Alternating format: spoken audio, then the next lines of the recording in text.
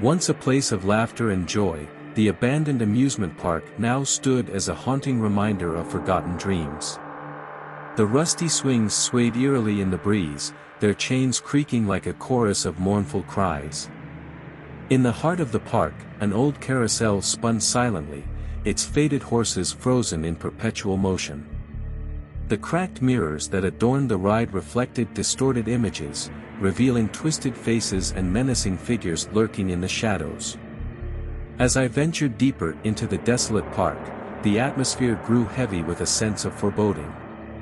The once vibrant colors of the attractions now lay faded and peeling, like the paint on the face of a forgotten clown. The dissonant melody of a broken music box played on, echoing through the empty carnival grounds. A dilapidated funhouse beckoned me with its broken facade, promising thrills and chills within. Reluctantly, I stepped inside, my footsteps echoing through the dimly lit corridors. The air was thick with an oppressive stillness, broken only by the distant sound of whispered laughter. Each door I opened revealed a macabre scene, as if the horrors of the world had taken refuge within this decaying structure. Hallways twisted and turned, leading me deeper into a maze of nightmares. The mirrors lining the walls reflected distorted versions of myself, with hollow eyes and a soul tainted by fear.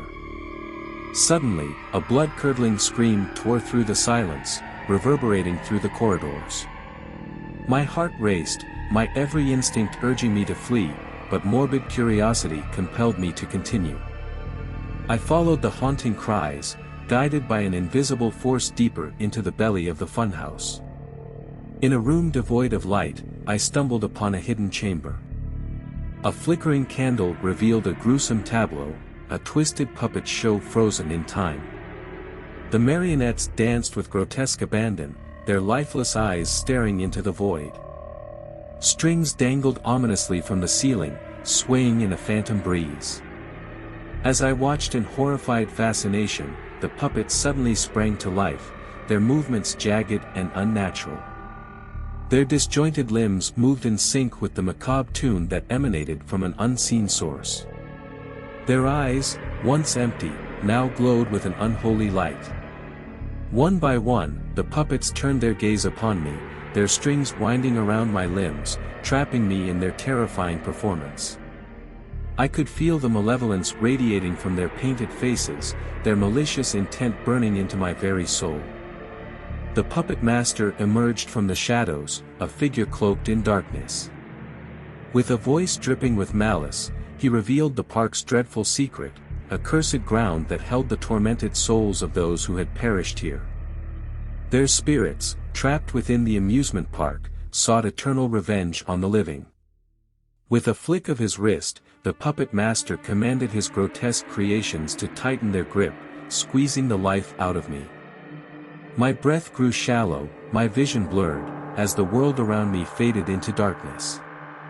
In that final moment, as my consciousness waned, I glimpsed the figure of a young girl, her eyes filled with sorrow and desperation.